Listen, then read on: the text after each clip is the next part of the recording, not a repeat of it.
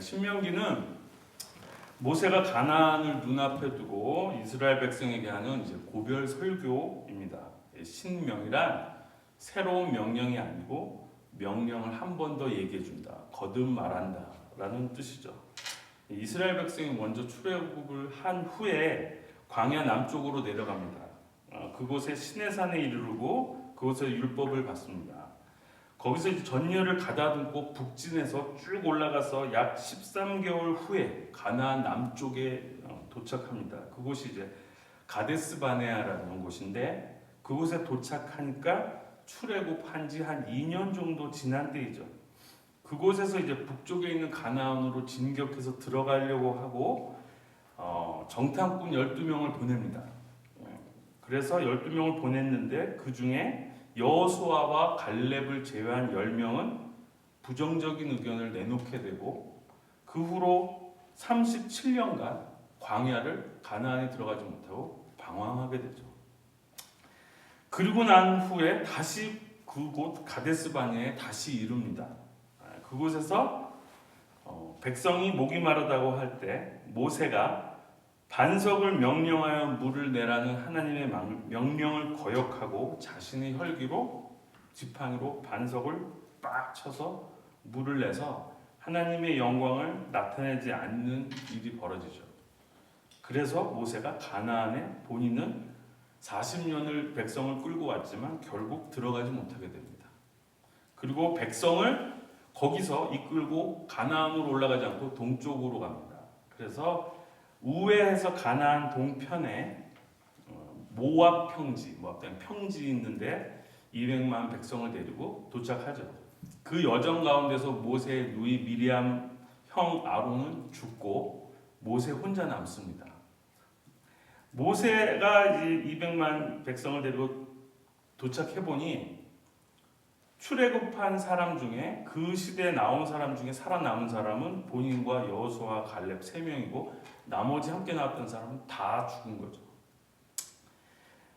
한 세대는 죽었고 광야에서 태어난 세대만 남습니다. 그럼 무슨 얘기냐면 백성이 가장 나이 많은 사람이 40세입니다. 그렇겠죠. 40년 동안 광야에서 태어났습니다. 그 40세 200만을 보는 120세의 모세는 어떤 마음이었을까요? 지금 나이로 환산하면 환갑을 넘으신 분이 18, 19된 애들 200만을 보고 있는 느낌이죠. 마음이 편치 않았을 것 같습니다. 그래서 모세가 나는 너희랑 갈 수 없어. 난 여기서 죽어. 근데 너희들에게 마지막으로 내가 해줄 수 있는 게 무엇인가 생각해서 모세가 한 것이 무엇이었냐면 고별 설교입니다. 난 너희랑 못 가고 난 죽을 건데 마지막 내가 설교를 할게. 그게 신명기입니다. 율법을 다시, 하나님을 너희들에게 다시 알려주는 거죠. 오늘 읽은 본문은 모세가 한 고별 설교가 신명기의 총 3파트인데 두 번째 파트에 해당하는 부분입니다. 두 번째 파트는 계명과 예배, 하나님 백성으로서의 삶, 거룩한 공동체에서 설교하고 있습니다. 그 설교의 가운데 중심은 뭐냐면 결국 하나님이 하라고 하는 명령을 니들은 잘 지켜야 된다. 그리고 하나님을 사랑해야 해. 이게 핵심이죠. 그것이 끝나고 한 번 더 단락, 세 번째 단락 설교가 있습니다. 그걸 마치고 난 후 모세는 가나안에 들어가지 않고 느보산이라는 산에 올라가서 혼자 쓸쓸히 죽게 되죠. 그리고 여호수아가 그 나머지 백성을 이끌고 동편에서 서로 가나안을 진격해서 들어가는 게 이제 여호수아서가 되는 거죠. 모세 자신은 느낌이 어땠을까요? 이 백성을 어떻게 내가 끌었는데 결국에 내가 그렇게 원하던 가나안을 나는 못 들어가는구나. 느보산에서 가나안이 보이겠죠. 이렇게 저기. 근데 나는 갈 수 없구나. 모세의 마음이 되게 착잡했을 것 같아요. 근데 어쨌든 하나님이 명령하신 것을 모세가 더 이상 토를 달지 않고 자기는 거기서 죽음을 맞이하죠. 하나님은 왜 이스라엘 백성 가나안으로 곧장 2년 지났을 때 올라가게 하시지 않고 이렇게 막 우회하고 여기서도 또 저기도 가고 왜 그렇게 하셨을까요? 40년 동안 광야의 길로 내모셨을까요? 혹자는 그 부정적인 말을 한 10명의 정탐꾼 때문에 하나님이 화가 나셔서 백성을 뺑뺑이 돌렸다고 얘기한 사람이 있어요. 아, 그럴 수도 있는가? 단지 10명 부정적인 것 때문에 200만을 40년을 뺑뺑이 돌리면 하나님은 뒤끝이 있으시네요. 그럴 수도 있다라고 생각하지만 그것보다 오늘 읽은 말씀을 보면 부모가 자식을 징계하는 것 같이 하나님 여호와께서 너를 징계하는 줄 생각해라. 이 고생하는 게 내가 뒤끝이 있어서 너희 괴롭히려고 하는 게 아니라 내가 너희를 사랑하기 때문이야 라는 거죠. 하나님이 너무 사랑해서 우리를 훈련시키는 겁니다. 계속 훈련시키는 거죠. 그 얘기는 뭐냐면 우리가요 부모 없는 사생자가 아니라는 거. 내가 부모고 너희가 자식이면 내가 사랑으로 너희를 가르치는 거야. 그거 너희들 알아야 돼. 믿어야 돼. 그리고 그게 잊혀지지 않도록 뼛속에 박혀야 돼. 뼛속에 박히려면 뭐가 필요합니까? 시간이 필요합니다. 계속 돼야 잊지 않을 거 아닙니까? 그 기간이 40년 걸리는 거죠. 확신이 생겨죠. 확신이. 너희들 도대체 무슨 일이 와도 너희들이 나만 바라볼 수 있는 확신이 있어야 된다. 아무것도 없이 굶어 죽을 수밖에 없는 상황에서 하나님이 만나 주시잖아요. 너희들 먹는 거 내가 주는 거야. 세상의 거 갖고 먹으려고 안 되는데 하나님이 만나 주시는 거죠. 목말라요. 하나님이 반석에서 생수가 터져 나옵니다. 너희 목마른 거 세상에서 구해봐라. 없어. 목마르지 않는 생수는 내가 주는 거야. 그거 깨닫는데 40년 걸리는 거죠 지금. 하나님 환경이 너무 힘들어요. 모든 거 잃었어요. 부르짖는데 나 아무것도 없고 왜 날 이렇게 했어요. 근데 하나님이 오늘 신명기에요 40년 동안 움직이는 너의 옷이 의복이 닳지 않고 하나님 나 너무 몸이 피곤해요.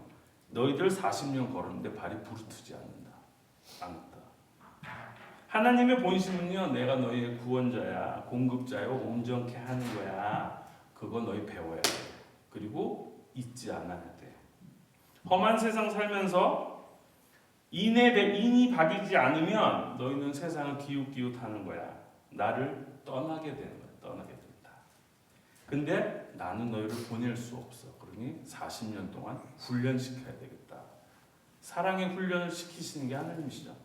그 광야 주시는 거죠. 그래서 성숙된 신앙의 민족이 되기를 원하셨던 하나님은 그들을 훈련시켜야만 하셨다고요. 그게 하나님의 사랑에 대한 본심이죠. 우리 신앙인이요 지금 살아가는 삶이 광야랑 비슷합니다. 그 한국이 됐든 캐나다가 됐든 미국이 됐든 어디든 관계없이 신앙인이 살아가는 건 광야에 해당합니다. 그런데 우리가 자꾸 등산하려고 해요. 인생을 등산. 이 둘이 매우 비슷한 것 같은데 철저하게 다릅니다. 이진희 목사님이란 분이 광야를 읽다라는 책에요. 이런 부분 나옵니다.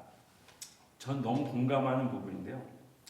산은 올라갈수록 전체가 눈에 보이지만 광야는 전체를 가늠할 수가 없다. 산은 쉽게 변하지 않지만 광야는 하루가 다르게 변화한다. 오늘 있던 언덕이 내일이면 사라진다. 광야를 지날 때는 모든 것이 불확실하다. 광야에서는 성공이 목표가 아니다. 무사히 살아서 빠져나가는 것이 목표이다. 광야에서는 살아남기만 해도 성공하는 것이다. 광야에서 필요한 것은 반짝거리는 황금이 아니라 목마름을 해갈시켜줄 생수이다. 생수 한 모금에 감사하고 일용할 양식이 주어지는 것에 감사해야 한다. 광야에서의 목표는 오직 하나, 살아남아서 무사히 광야를 통과하는 것이다. 인생의 광야가 펼쳐져 있음을 안다면 사람들은 더 높은 곳을 향해 오르려거나 발버둥 치지 않는다. 더 빨리 올라가려고 애쓰지도 않을 것이다. 광야를 지나면서도 산을 오르는 것처럼 생각하고 살고 있기에 힘들고 지치고 낙심하는 거다. 산에 올라갈 때는 올라가다가 힘이 들면 중간에 내려오면 된다. 그런데 광야는 힘들다고 중간에 돌아 나올 수가 없다. 한번 들어가기 시작했으면 결국 끝까지 가서 광야를 통과해야 한다. 사랑하는 여인이 생겨서 그녀와 결혼하는 것은 산에 오르는 것. 결혼 생활을 유지하는 것은 광야를 통과하는 것이다. 결혼 생활이요, 광야입니다. 그렇죠? 눈서리가 흩날리는 혹독한 광야. 결혼 생활은 무시무시한 광야입니다. 아이를 낳는 것은 산에 오르는 것이지만 아이를 키우는 것은 광야를 통과하는 것이다. 저희 집에 사춘기 남자애 2명 있습니다. 그리고 갱년기를 지나는 엄마가 있습니다. 그 3명이 얼마나 힘들겠습니까? 낳는 것도 힘드는데 키우는 것은 더 힘들고 뭐 광야죠. 매일 큰 소리, 고성이 오고 가고 뭐 그렇습니다. 아이들과 엄마가 크게 한바탕 한 날 제가 집사람한테 말했습니다. 말 안 듣는 티네이저 2명 사춘기 아이들 키우느라고 당신 고생이 정말 많다. 미안해. 애들 키우느라 고생이 많아. 그러자 우리 집사람이 물끄러미 저를 쳐다보면서 이렇게 얘기합니다. 당신이 제일 문제야. 결혼 생활은 광야죠. 쉽지 않습니다. 아이를 키우는 것도 쉽지 않지만 부부관계도 쉽지 않다는 거죠. 그런데 산에 오르는 거 좋아 보여도 광야를 지날 때만 체험할 수 있는 게 있습니다. 그거는 하나님의 은혜죠. 광야는 하나님의 은혜로만 살아남을 수 있는 곳. 그래서 광야는 하나님의 음성이 가장 크게 들리고 하나님을 가장 분명하게 체험할 수 있는 거죠. 여러분 캐나다 이 땅에 와서 지금 힘들게 광야를 통과하고 있습니까? 다른 사람들은 모두 편안한 것 같은데 왜 하나님은 나에게만 이런 고통을 주시나요? 왜 나는 이런 고통을 겪어야 되나요? 여기까지 와서 교회에 가보면요 꼭 완벽해 보이는 장로님, 권사님 부부들 있습니다. 비즈니스 잘 돼서 돈도 많으시고 헌금도 팍팍 내고 성가대 찬양팀 몇 번씩 회식도 하고 모든 공예배 참석하고 교회 모범되고 부부도 금술이 좋은 흠잡을 데도 없고 걱정도 없어 보이는 그런 모범적인 부부 교회에 꼭 있죠. 장로님은 주차 봉사도 하고 쓰레기도 줍고 권사님은 부엌에서 진두지휘하고 이야 정말 부럽습니다. 예수 믿으면서 저렇게 살면 얼마나 좋을까요? 나도 저렇게 될 수 있을까?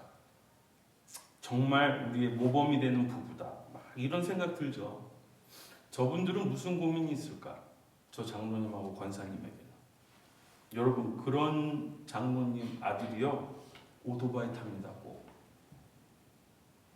어느 집이든 들여다보면 문제가 있고 스스로 남에게 말하지 못하는 아픔이 다 있다. 광야가 있는 거죠. 한치 앞을 내다볼 수도 없고 어디로 가야 되는지 길도 알 수 없는 거. 하루하루 그냥 걸어가는 거죠. 예측하지 못했던 걸어갑니다. 광야에 들어왔습니다. 나 이 광야를 벗어나고 싶습니다.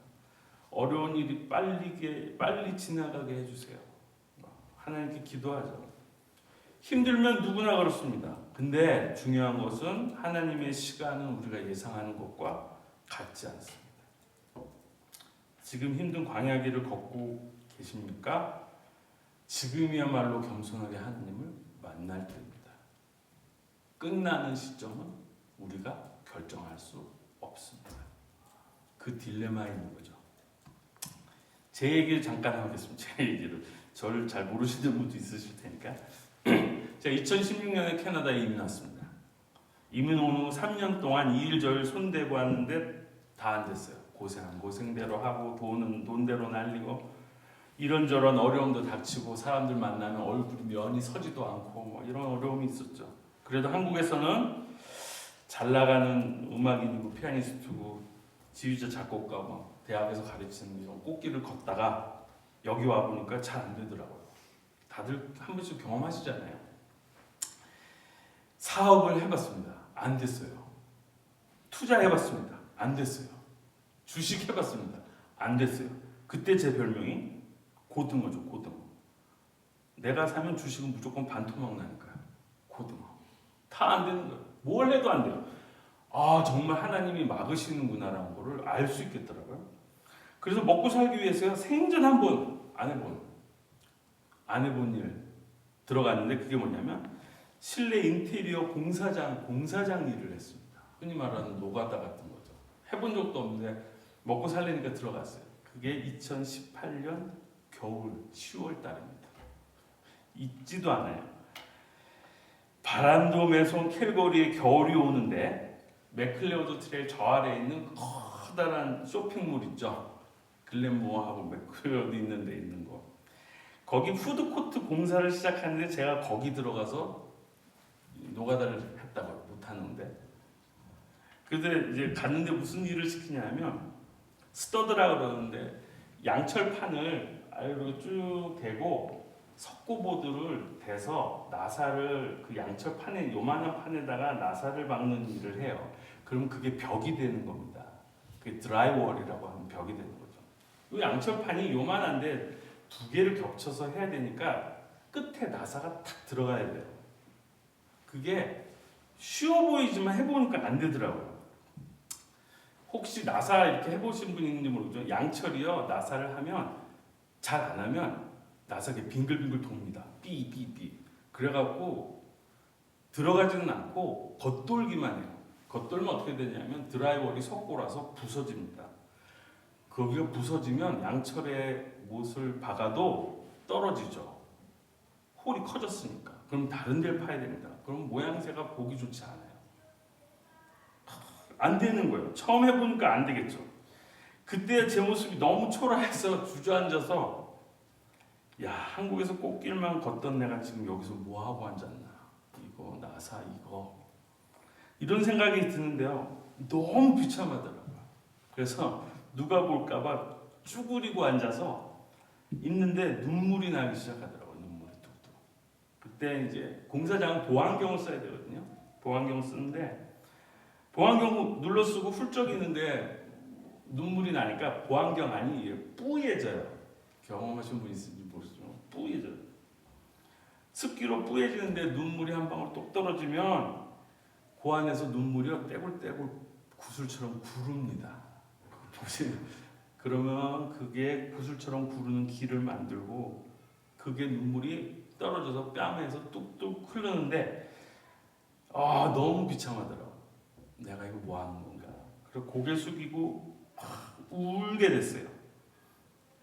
그리고 작업 반장이 오면 또 그러면 창피하니까 어떡하나 이러고 있는데, 그때 제가 불렀던 자주 듣고 부르는 찬양이 뭐냐면 광야를 지나며라는 찬양이 있습니다. 아시는 분 있을지 모르겠지만 그 가사가 떠올라서 찬양을 하게 됐어요. 쭈그리고 앉아가지고. 왜 나를 깊은 어둠 속에 홀로 두시는지, 어두운 밤은 왜 그리 길었는지, 나를 고독하게, 나를 낮아지게, 세상 어디도 기댈 곳이 없게 하셨네. 광야에 서 있네. 이런 찬송이었어요. 화려한 쇼핑몰 안에서 작업을 하고 있는데요. 먼지 뒤집어 쓰고 쭈그리고 앉아서 있는 나는 이 화려한 쇼핑몰이요, 광야더라고요. 나한테. 캘거리가 춥다 그러는데요. 난 여기가 너무 더워서 갈증과 목마름이 올라온, 난 여기가 사막이더라고요. 추운 땅이 아니고 황량한 광야. 나 혼자 버려진 느낌. 한참 울고 있었는데 쇼핑몰에는 노래가 나오잖아요. 노래가 나오는데 그때 마이클 잭슨이 부른 You Are Not Alone이라는 노래 있습니다. 아시는 분 있으실지 모르겠어요. 마이클 잭슨이 약간 노래가 코맹맹이 소리예요. You are not alone 이렇게 부르는 노래 있어요. 그걸 딱 듣는 순간 같이 따라 부르게 됐어요. You are not alone. 어쩌고 저쩌고 뒤에 가사는 잘 들리지도 않아. 그것만 들려. 근데 You are not alone. You are not alone. 선명하게 들리더라고요. 그 순간 깨달았어요. 내가 혼자가 아니구나. I'm not alone. 내가 버려진 줄 알았는데 난 혼자가 아니었다. 나 혼자 아니다. 그런 생각을 막 했죠. 그러다가 생각이 들었어요. 마이클 잭슨의 You Are Not Alone. 이거 복음성가인가? 복음성가 아니야. 팝송이죠. 그때 깨달았어요. 하나님이요, 세상의 것으로도 좋게 이용하셔서 하나님의 백성과 자녀를 위로하실 수 있구나. 하나님의 스펙트럼이 너무 넓어서요. 주일날 여기 모여서 1시간 드리는 요 예배 때만 하나님이 오시는 게 아니고 주 7일 24시간 365일 우리의 일상에서 세상의 것으로 믿는 사람이든 믿지 않는 사람들, 심지어 믿지 않고 우리를 박해할 것 같은 사람을 통해서라도 우리를 하나님이 위로하시더라고요. 하나님은 그렇게 통이 넓으신 분이지 믿는 사람 모임 여기서만 일하시는 분이 아니시더라고요. 아, 그렇구나. 그때 제가 깨달았어요. 나는 뭔가, 인생은 뭔가, 나는 뭘 해야 하나? 나를 여기 보내신 하나님은 도대체 어떤 분이길래 나를 왜 여기 보냈나? 도대체 난 여기서 하나님이랑 뭘 해야 되나를 깊게 고민하고 약 1년 3개월 지나고 2020년 봄 제 나이 50세가 됐을 때 신학대학원 신대원에 지원을 해서 그때 신학을 시작해서 목사가 됐습니다. 그 광야길이 여기에 캘거리에 펼쳐지지 않았으면 저는 목회를 안 했을 거예요. 그때 당시는 죽을 만큼 힘들고 너무 싫었는데 돌아보니 하나님의 길을 가기 위해선 그런 과정이 있더라는 거죠. 여러분의 인생에도 그런 시점이 반드시 있습니다. 여러분 지금 지내는 이민 생활은 어떤가요? 광야 처음 들어왔나요? 지금? 아니면 가운데 지나고 있습니까? 아니면 조금 더 가면 광야가 끝날 것 같습니까? 우리가 한국을 떠나왔잖아요. 이곳에 오니까 언어 다르고 문화 다르고 인종차별 겪어봤어요. 저는 캐나다에서도. 네. 절대 쉽지 않아요. 한국에 있을 때 뭐라도 했잖아요. 길 죽지 않고 살고. 근데 여기 오니까 이거저거 뭐가 안 되더라. 너무 안 돼요. 광야를 겪고 있는 거죠. 그러면 이 힘든 광야를 하나님께서는 왜 우리를 여기에 보내셨나요? 왜 보내셨나요? 답은 한 가지입니다. 우리를 사랑해서 보내라고. 사랑해서. 너 한번 거기 가서 죽어봐라고 보내시는 게 아니라 사랑해서 보내시는 거죠. 사랑해서 그러면 여기 보내서 우리가 뭘 하길 원하시나요? 하나님은 너 낮아져야 돼. 그래서 나를 만나야 돼. 네. 하나님의 목적은 우리와의 관계성의 목적이 있는 것이죠. 광야를 통해서 우리가 하나님이 원하시는 대로 우리가 연단받고 있다는 거 알잖아요. 아, 여기서 내가 연단받는구나. 하나님. 머리로는 알죠. 너무 힘들어요. 쓰러질 것 같으니까. 비자가 안 나오죠. 영주권 안 나오죠. 먹고 사는 거 힘들죠. 언제나 돈은 없지. 빚더미 위에 앉아있지. 몸은 아프지. 가족은 깨지지. 관계는 부서지지. 부모가 짐이 되고 자식 새끼가 아픈 손가락 되는 현실. 여기 오니까 막 이런 거 펼쳐진다고요. 이게 뭔가?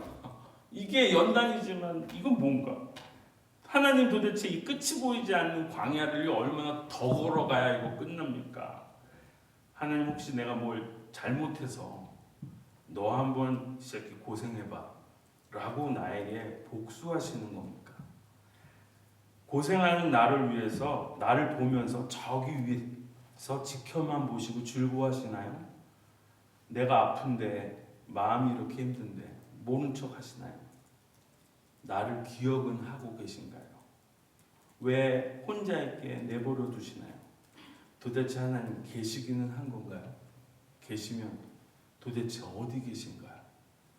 내 주변에 계신가요? 아니면 저 멀리서 쳐다만 보고 있을 뿐 내가 손댈 수 없는 곳에 계신가요? 하나님 저에게 더 무엇을 하기를 원하시나요?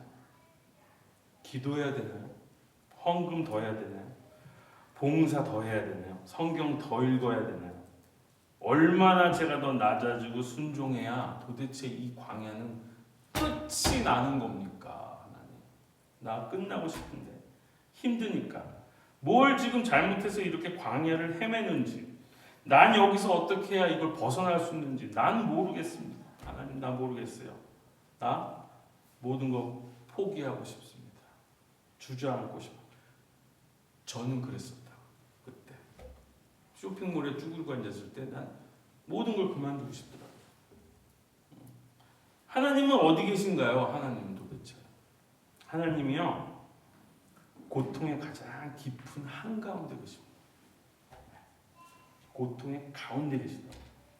지금 광야를 지나고 있으신가요? 고통의 광야 한가운데로 더 들어가셔야 되죠. 그래야 하나님 만날 수 있습니다. 아니 반드시 하나님을 만나야 하죠. 고통의 한가운데서 부르짖으세요. 그러면 하나님이 응답하십니다. 반드시 우리의 부르심 듣고 하나님 응답하세요. 하나님이 이루시죠. You are not alone. 아들아 딸, 너 혼자 아니야. You are not alone. 내가 너의 손을 잡아주마. 내가 일으켜줄게. 일어나라. 그리고 이제 주님 손잡고 이 험한 광야 길을 같이 걸어가서 정면 돌파하기 시작한 거죠. 하나님 광야를 없애주세요 하면 하나님이 우리 기도를 광야를 없애주시는 것이 아니고 그 험한 광야를 내가 너랑 같이 갈게라는 동행을 선택하셔야 하는 거예요. 그래도 힘들죠. 하나님 손잡고 걸어가요. 광야가. 그렇다고 쉽습니까? 낮에 찐 듯이 덥고 밤에는 모질게 춥고 모래바람 불고 또 지쳐서 그냥 하나님 나는 여기까지인가 봐요. 못하겠어요. 나 주님 손 놓고 싶어요. 그때 주님이 말씀하시죠. 내가 잡은 너의 두 손은 너와 관계없이 내가 놓지 않는 거야. 내가 너를 데리고 가는 거야. 이 험한 광야를 건너갈 수 있는 내가 너의 힘이 되어줄게. 아들아, 딸아, You are not alone.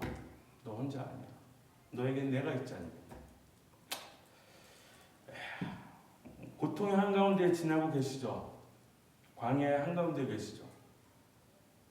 하나님 만나서 하나님과 함께 광야를 정면 돌파하는 역사와 간증이 여러분 삶에 일어나기를 축원합니다.